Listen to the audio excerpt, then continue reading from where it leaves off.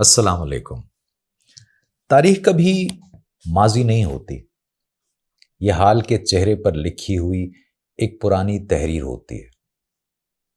آج جب ایران اور اسرائیل کی جنگ مشرق وسطیٰ کو پوری طرح سے اپنی لپیٹ میں لے چکی ہے، تو یہ محض میزائلوں یا دھماکوں کی کہانی نہیں، بلکہ صدیوں پر محیط تصورات، خوف، نظریات اور طاقت کی کشمکش کا تسلسل ہے۔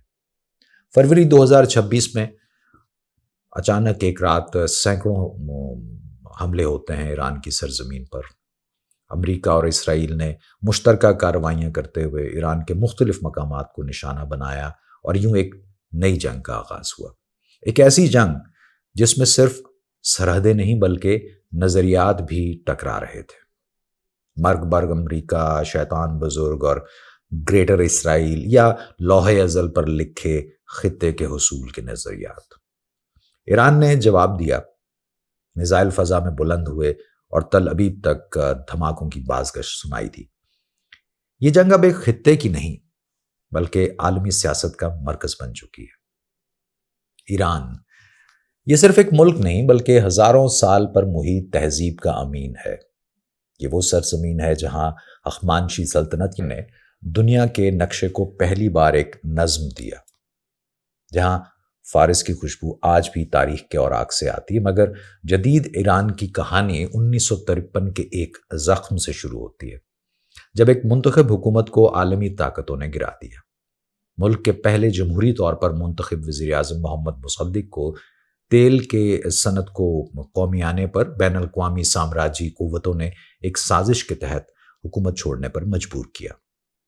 پھر 1979 کا انقلاب آیا اور ایران بدل گیا۔ ایک شاہی ریاست سے ایک نظریاتی اسلامی جمہوریہ میں تبدیل ہو کر اس نے امریکہ اور اسرائیل دونوں کو چیلنج کیا اور انہیں خطے میں مداخلت کی علامت سمجھا۔ اسی وقت سے مخاصمت کی یہ دیوار مزید بلند ہونے لگی۔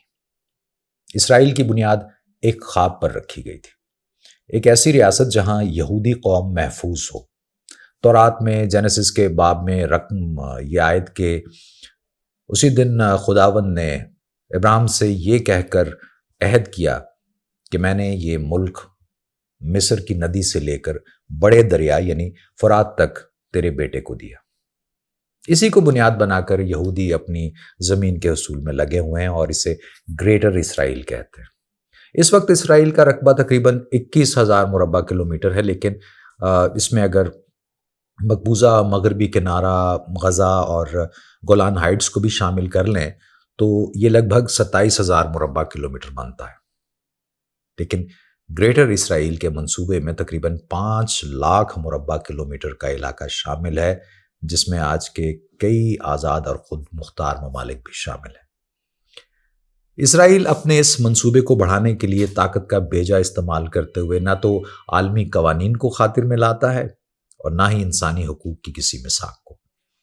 ایران اور اسرائیل کی دشمنی پراکسی وار کے ذریعے دہائیوں سے جاری تھی اور ایک سائے کی صورت خطے کی سلامتی پر چھائی ہوئی تھی، لیکن اب یہ سایہ ایک حقیقت بن چکا ہے۔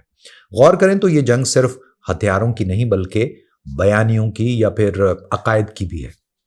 اسرائیل کہتا ہے کہ ایک دفاعی جنگ ہے اور وہ اپنے وجود کے تحفظ کے لیے یہ سب کر رہا ہے، جبکہ ایران اسے مسلط کردہ جنگ قرار دیتا ہے۔ ہر فریق اسے اپنی تاریخ کے تناظر میں دیکھ رہا ہے، لیکن اس جنگ نے ایک نئی حقیقت کو جنم دیا ہے۔ خطہ غیر محفوظ اور غیر مستحکم ہو چکا ہے۔ عالمی طاقتیں براہ راست اس میں شامل ہو رہی ہیں اور توانائی، معیشت اور سیاست سب ایک دوسرے میں الجھ چکے ہیں۔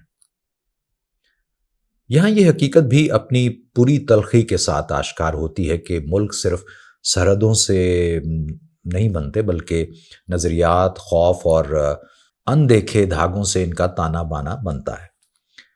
ایران کی تاریخ، اسرائیل کے خدشات اور گریٹر اسرائیل جیسے تصورات، یہ سب مل کر ایک ایسی کہانی بناتے ہیں جو ابھی ختم نہیں ہوئی۔